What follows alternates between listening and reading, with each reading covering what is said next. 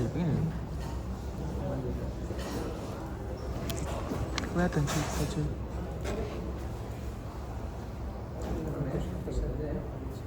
Apa?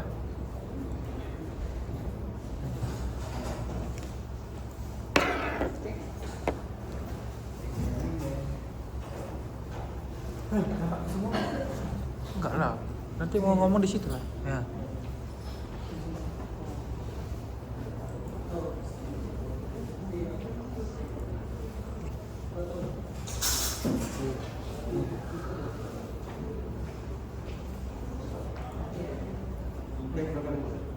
Assalamualaikum warahmatullahi wabarakatuh. Selamat pagi Pak Adrian dan teman-teman semua.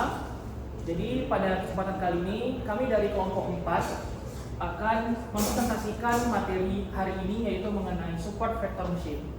Sebelum itu izinkan kami memperkenalkan diri terlebih dahulu. Saya Raffi Freud Rabani, dengan rekan saya ada Andi Rahul Powell, Adi Barizona, Long, dan Fitrianti. Next slide. Oke, jadi pasti dari teman-teman semua bertanya-tanya, apa sih sebenarnya pengertian dari support vector machine itu? Nah, jadi SVM itu, atau yang biasa kita sebut dengan support vector machine, itu sebuah model dari machine learning yang dimana model ini tuh untuk mengklasifikasi dua kelas. Nah, dalam algoritma SVM ini, setiap data itu dibentuk berupa titik. Plot itu berupa titik. Jadi ada kelas 1 dan kelas 2, yang dimana kelas 1 itu datanya berupa titik, di algoritma akan seperti sebuah titik, serta data kedua juga sama. Nah, SVM di sini itu tuh berguna untuk mengklasifikasikan, itu untuk menemukan hyperplane yang terbaik dari antara dua kelas tadi. Nah, tujuannya sama seperti yang udah saya sebutkan tadi, itu untuk mencari hyperplane yang terbaik di dalam suatu ruang n dimensi. Nah, jadi sebenarnya hyperplane itu apa, ruang n dimensi itu apa, itu akan dijelaskan nanti di slide cara kerja SVM. Oke, boleh next slide. Oke, di sini kita masuk ke contoh dari SVM. Yang pertama yaitu ada sistem face recognition. Nah, SVM ini bisa dia itu mengklasifikasikan dari wajah seseorang. Bisa berupa fitur-fitur wajah, bentuk hidung, jenis bentuk mata, kelopak mata, dan lain sebagainya. Lalu ada klasifikasi teks. Dia itu bisa mengklasifikasikan tulisan kita. Lalu ada pengenalan pola dan gambar. Itu bisa mengklasifikasikan gambar-gambar yang bisa terbaca oleh SVM. Oke, next slide. Oke, selanjutnya akan dilanjutkan oleh teman saya. Oke, baik, saya akan menjelaskan cara kerja SVM atau support vector machine. Cara kerja itu dengan cara mencari garis atau hyperplane terbaik yang dapat memisahkan dua kelompok data. Itu dibagi menjadi 3, yaitu ada support vector, yaitu objek data terluar yang paling dekat dengan hyperplane. Itu ada. Selanjutnya ada hyperplane. Hyperplane itu adalah sebuah garis 2D, bidang 3D, atau permukaan di dimensi yang lebih tinggi yang berfungsi sebagai batas atau pemisah antara dua kelas. Selanjutnya ada margin, yaitu jarak maksimum atau jarak aman antara hyperplane dengan titik data terdekat dari kedua kelas. Selanjutnya ada perbedaan linear SVM dan non-linear SVM. Jadi data linear itu adalah dua kelas yang dapat dipisahkan dengan garis lurus. Misalnya itu ada garis merah di atas dan titik biru di bawah. Nah, itu tuh akan dipisahkan, atau yang ini tuh namanya hyperplane, yaitu adalah garis lurus yang memisahkan dua data tersebut. Selanjutnya ada data nonlinear SVM, yaitu merupakan klasifikasi data yang memiliki pola kompleks dan tidak dapat dipisahkan dengan garis lurus. Yaitu datanya bisa berupa lingkaran, spiral, atau bercampur. Dan di sini dia itu menggunakan ada yang namanya kernel tree. Data yang diproyeksikan ke dimensi yang lebih tinggi. Selanjutnya kernel akan dijelaskan oleh rekan saya. Selanjutnya kernel tree dari kernel ini berbeda dengan kernel di Linux. Jadi kernel tree itu adalah teknik pada SVM yang memungkinkan data ditekan ke ruang berdimensi lebih tinggi tanpa menghitung transformasi tersebut secara langsung. Dengan cara ini data yang semula sudah dipisahkan jadi lebih mudah dipisahkan. Contoh seperti sebelumnya dijelaskan oleh Fitri, terdapat data linear yang dapat dipisahkan oleh internet sederhana 2 dimensi.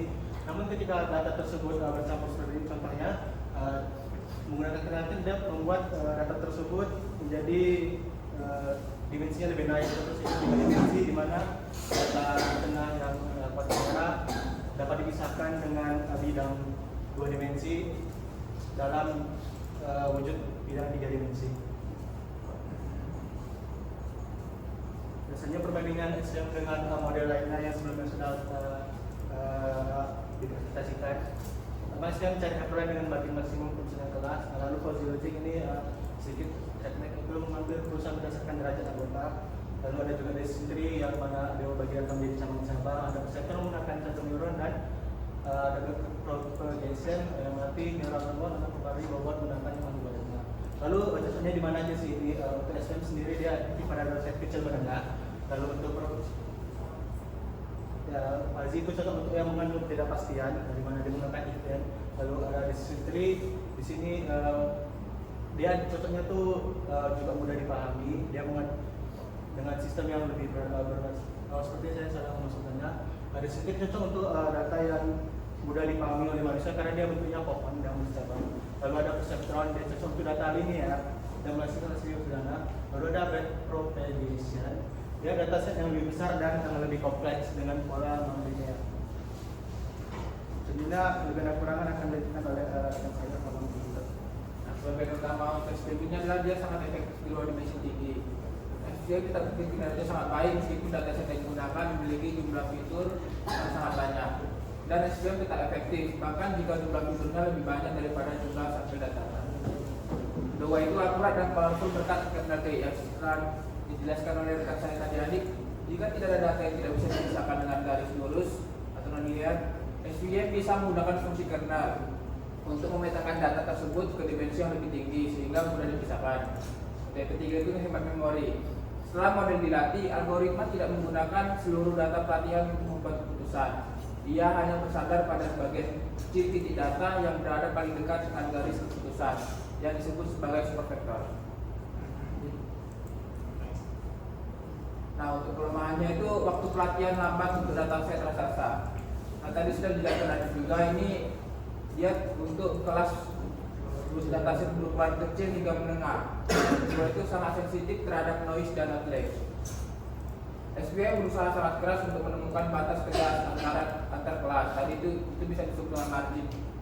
1 atau 2 data kecilan bisa merusak atau menggeser seluruh garis keturunan secara drastis. Tadi disebut dengan hyperplane. Yang ketiga itu kurang transparan secara probabilitas. Nah, SVM ini dia langsung memberikan hasil mutlak, misalnya kelas ini atau kelas ini. Dia tanpa memberikan skor presentasi probabilitas seberapa yakin model tersebut.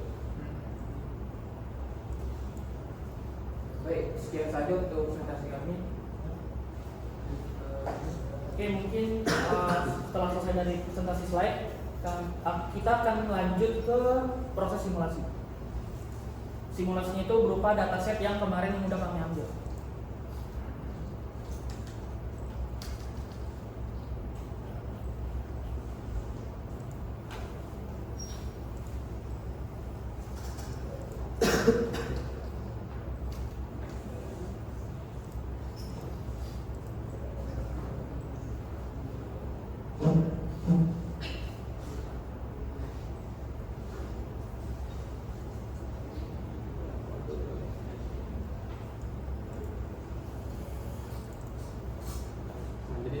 Saya sedikit menjelaskan programnya. Jangan terlalu.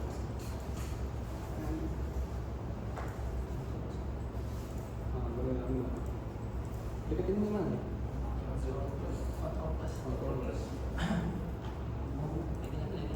Lagi. Nah, sudah. Nah ini ya, jadi pertama itu kita import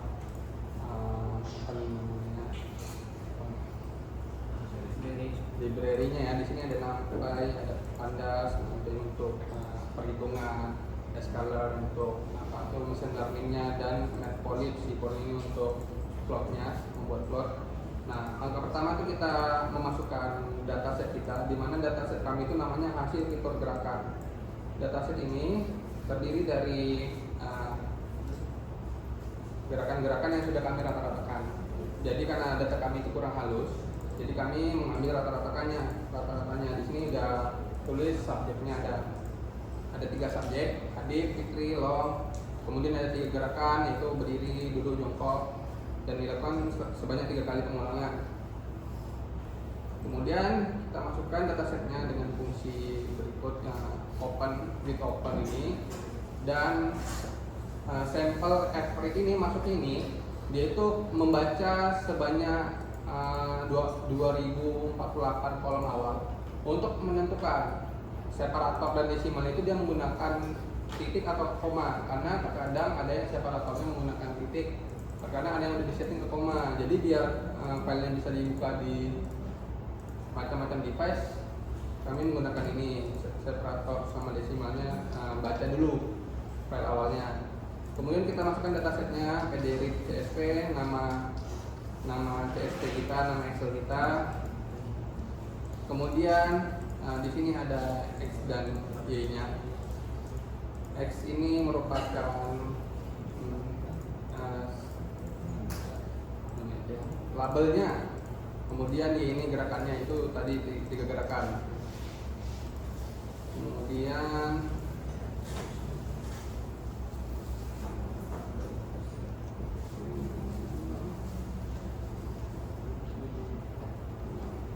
di sini menggunakan 3 ini ya, STM ya, yaitu STM linear, poly, RBF, dan sigmoid.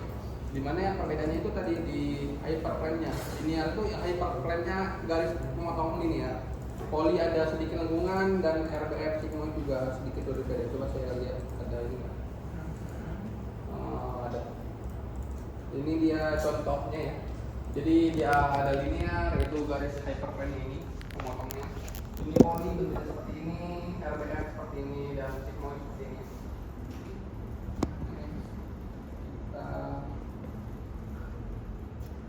Kemudian di sini ada print akurasi untuk mengeluarkan akurasi, dan ada status benar atau salah sesuai nanti plotnya. Kemudian kita coba jalankan.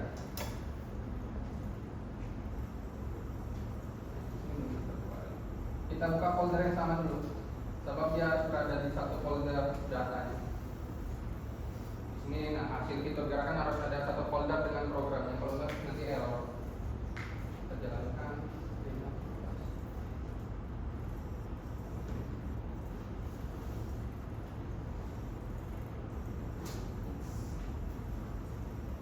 Di sini saya memiliki 2 program, sebab program awal itu dia akurasinya sangat rendah. Nah, di sini kita bisa lihat akurasinya itu hanya 7%. Itu akurasi 0,07 itu 7%. Disebabkan apa? Datanya terlalu sedikit, yaitu 27 data. Nah, jadi cara untuk menanggulangi hal tersebut, saya mengautomatisasikan data tersebut sehingga datanya menjadi sebanyak 500-an data, yaitu dengan cara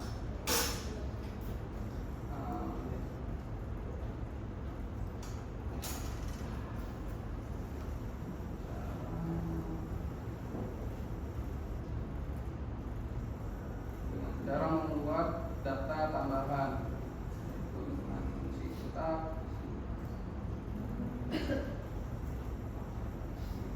Nah, di sini dia menggunakan 3 toleransi, yaitu 0,01, 0,02, 0,03. Jadi terdapat 3 dikali range-nya, yaitu 8. Sehingga 3 dikali 8, 24 dikali jumlah data tadi sebanyak 27, sehingga hasilnya itu 500-an. Nah, ketika kami menjalankan program ini, maka akurasinya jauh meningkat menjadi 68%, 66%, 65%, dan 41%, sesuai dengan kernel yang digunakan, yaitu sigmoid, linear, RBF, dan poly. Yang paling tinggi itu di RBF karena dia tipenya bisa memasuki domain yang lain ya, seperti ini. RBF ini bisa memasuki sampai belakang, dimana yang lain itu dia terpisah langsung ya, sedangkan RBF dia sampai belakang ini. Jadi lebih cocok digunakan di data yang luas.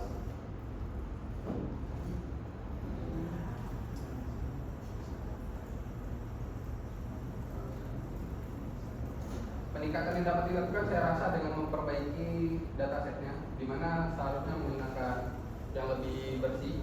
Di sini bisa terlihat dari dataset kami terdapat berapa hal yang kotor, yaitu pada hasil.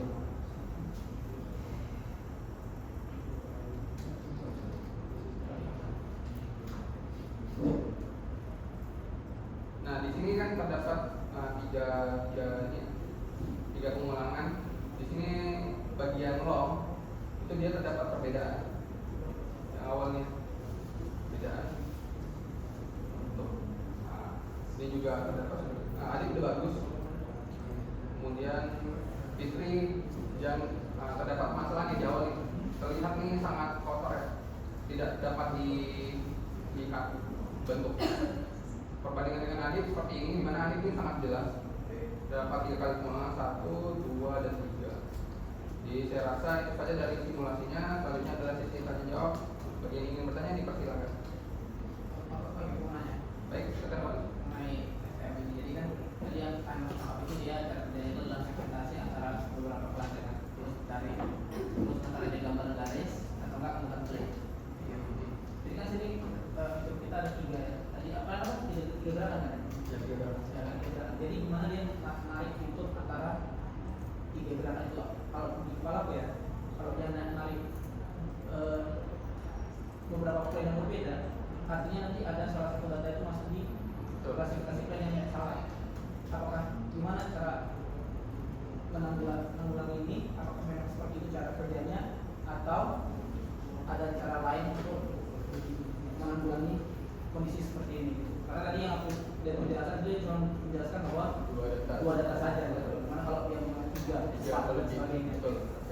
Pertanyaan yang bagus ya dan yang menarik ya. Bagaimana kalau misalnya data set yang diinginkan lebih dari 2? Nah, disitulah fungsi dari kernel trick. Ini dia kernel trick di mana dia normalnya bisa ke 2, tapi bila dipakai lebih bisa yang menggunakan kernel trick. Dia membentuk yang itu yang satu juga di sini. Kan? Nah, kalau ada satu lagi udah narik lagi ya play. Gimana tuh jadinya? Jadi izin menjawab mendorong kebenaran saya dari nonton video. Jadi nanti perbandingannya itu 1:2, jadi 2 data itu dicampur. Jadi komisannya tetap 2 karena normalnya SPM ini untuk 2 data di pembagian. Jadi data A dibanding B dan C, data C dibanding B dan A. Oh, berarti jadinya perbandingan ya? Iya, dia tetap 2.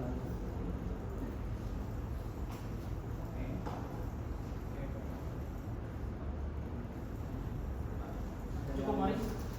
Oke. Ada pertanyaan dari teman-teman yang lain?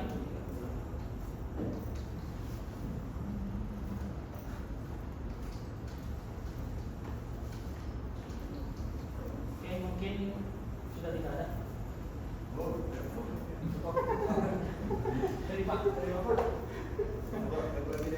Mana? Di awal saya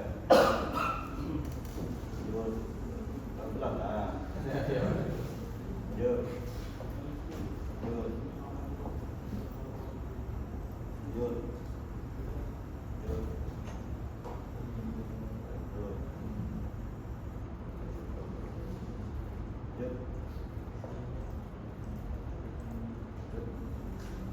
gitu aja. Kita gimana ya? Demo cuma kali ngomong. Oke, tadi datasetnya gimana? Kenapa kuantitasnya cuma sedikit? Karena kami jadi ini Pak, peralatannya Pak. Menggunakan nilai rata-rata. Iya, jadi Nah, itu buka data datanya. yang apa Pak? Yang udah jadi rata-rata atau masih? Yang final, Final. data final. Yang nomor sekarang.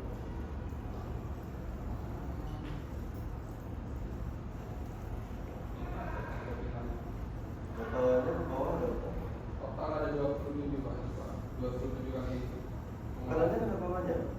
Iya Pak. Tekanan kenapa banyak? Ini kelasnya dia Pak. Peter ya, Peter. Ada berapa? Itu yang menggunakan semuanya.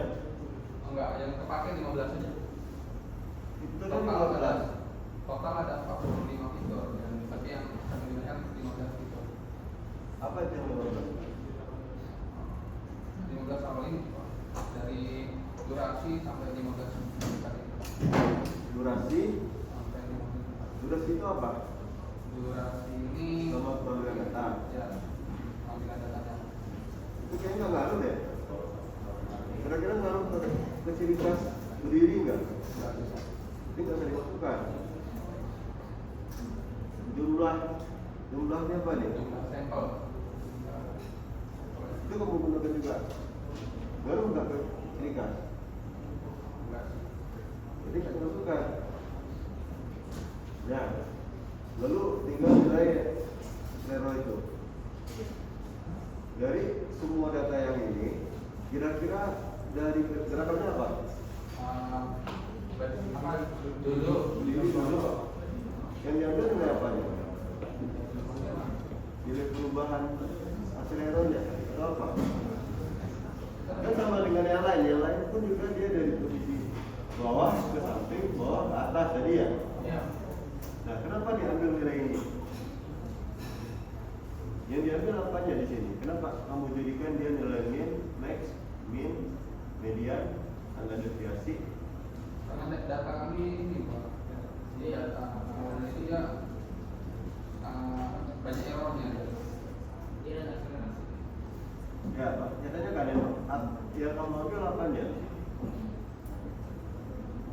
Berdiri dari posisi berdiri ke duduk. Ya, dia kami langsung ini Pak, sekali record ya. Jadi 3 kali pengulangan. Jadi sekali ini udah berdiri jongkok duduk sekali, baru berdiri jongkok duduk, duduk.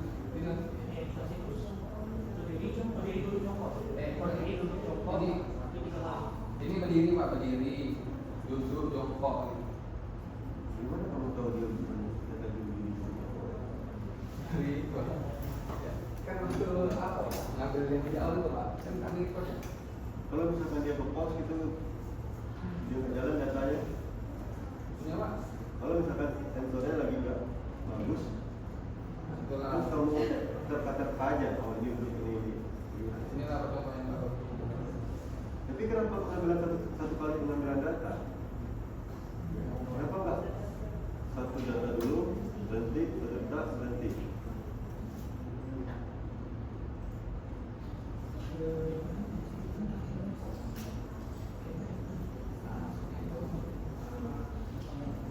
Kami ini Pak, kan berdiri duduk jongkok, nah itu kami jadikan satu file data, satu data, baru nanti berdiri jongkok. Berdiri, jongkok atau duduk? Dulu Pak, berdiri duduk jongkok.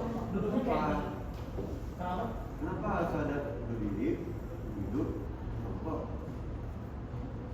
Kenapa enggak berdiri, duduk, berdiri, jongkok, berdiri duduk, selesai, berdiri, jongkok, selesai? Kenapa? Karena kalau posisi kamu seperti itu, terus kamu ambil adalah nilai min mediannya. Ya. Dari berdiri ke duduk, dari berdiri ke jongkok, itu beda dengan dari duduk ke jongkok. Karena posisi awalnya bukan berdiri.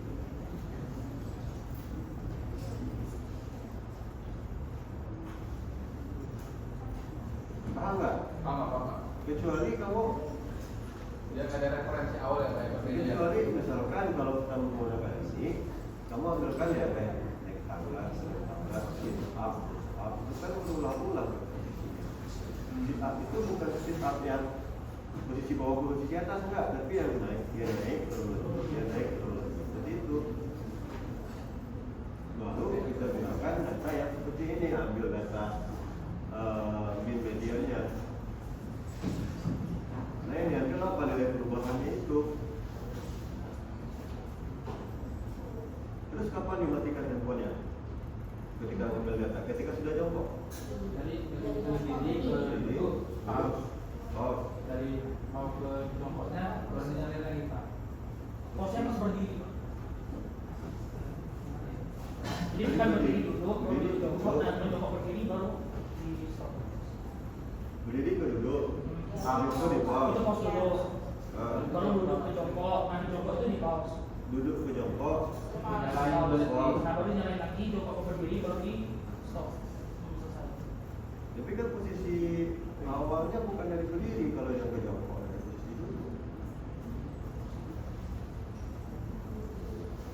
Ya. Maksudnya karena yang kamu ambil di sini adalah nilai perubahan posisi. Ya, kecuali kamu ambil yang kamu komponen. Jadi nilai posisi akhirnya. Posisi duduk itu berapa, posisi jongkok itu berapa. Nah, lu boleh di pause. Kenapa boleh di pause? Jangan berdiri kan, kamu ambil posisi duduk di pause, berarti kan sudah ada data posisi duduk nih, ya kan? Terusnya berdiri, duduk, berdiri lagi, selesai satu. Berdiri, jongkok, berdiri lagi, terus selesai gerakan kedua. Yang diambil apa? Perubahan nilai ketika dari berdiri ke duduk ke jongkok kayak gitu. Ini gimana nih kalau ini datanya miss? Ya, akurasinya rendah. Ya pasti akurasinya rendah karena nggak kelihatan ciri khas datamu.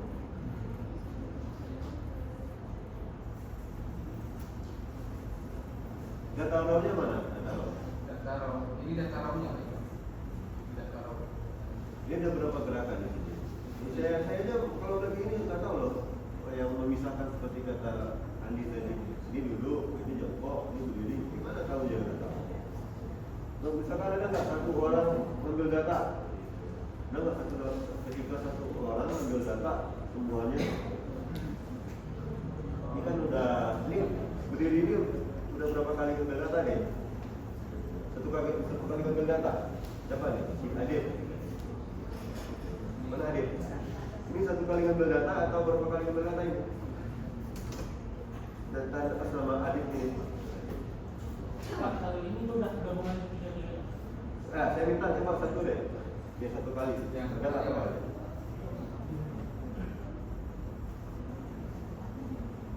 Satu gerakan aja Pak, atau Satu kali ngambil data yang tadi kau bilang. Habis berdiri, di posisi duduk, habis itu kamu pause, habis itu kamu kembali ke jongkok, kamu pause, terus kembali lagi ke atas.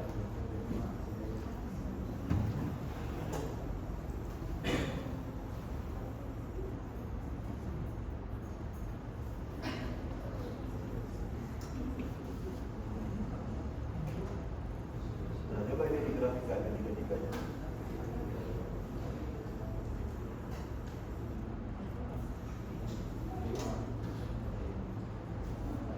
Itu tak kamu di sini ngambilnya perubahan nilai ya. Kita posisi.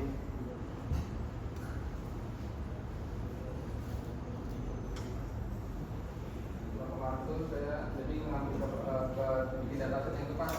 Ini saya ambil nih satu, saya ambil baru saya pindahin Pak. Cuma yang memang salah itu tadi nggak ada referensi gerakan awalnya saya jadi ini Pak. Ya ini gerakanmu ini ada salah di awal nih tabelnya. Dan coba kalian metode yang sebelumnya. Metode pengetahuan yang sebelumnya, nanti. Kami ini baru ngambil data yang baru lagi. Kalau data kami kemarin juga ada juga. Kami baru ngambil data lagi untuk ini. Maka berdata ini. Sehari setelah ini. Sehari. Kok nggak diskusi ke saya sih? Kok nggak tanya ke saya? Ini salah lagi. Ya. Kalau kamu ambil nilai akseleromnya, nilai mediannya yang kamu ambil itu nilai yang gerakan berulang-ulang. Saya pernah jelasin itu kan sebelumnya ya. Pernah nggak saya jelasin sebelumnya? Data yang berulang-ulang itu boleh mengambil nilai median deviasi. Kalau misalkan untuk ambil posisi, ya ambil nilai mediannya aja, nilai perubahannya. Oke ya? Ya. Tapi nggak apa-apa sekarang di share dulu ke teman-temannya. Saya dapat ini namanya menunjukkan tersebut. Ini nanti untuk laporan ini diganti ya datanya ya. Coba tanya ke teman-teman yang lain yang sudah deh, sudah. enggak yang tadi yang KMS, boleh gerakannya itu, tapi step ambil datanya aja yang diperbaiki. Itu dilakukan di awal. Ya, nanti datanya sebentar lagi dicoba itu ya. Setelah dokumentasi berapa nih akurasi? Baik, 66 Pak. Tapi awalnya awal itu dia 14%. Ya itulah jadinya karena nggak dapat kan namun. Jadi contohnya data dari tiga kan kelihatan kan ya beda datanya yang ini gerakannya bawah, ini gerakannya samping, ini gerakannya tanda, terusnya bagus, dan seperti itu. Ini kan nggak tahu nih, ini udah 3 gerakan kan ya adil kan? 3 posisi kan? Kan nggak tahu bedanya. Ya. Oke. Ada yang mau bertanya lagi? Ini masih ada PR untuk SPR untuk memperbaikinya, untuk bikin laporan yang bagus. Tapi codingannya sudah oke. Nanti codingannya boleh di-share ke tim-tim lain untuk dilakukan. Kita ada waktu 1 jam sampai jam 1 ya. Ini nanti setengah jam KNN dulu yang menjelaskan ke teman-temannya. Setelah setengah jam, jam 1 nanti ganti ke SPR untuk yang selanjutnya. Oke, silakan ditutup dulu. Baik, terima kasih Pak Adrian dan terima kasih teman-teman semua. Jikalau ada salah dari penyampaian presentasi kami, mohon dimaafkan. Wassalamualaikum warahmatullahi wabarakatuh.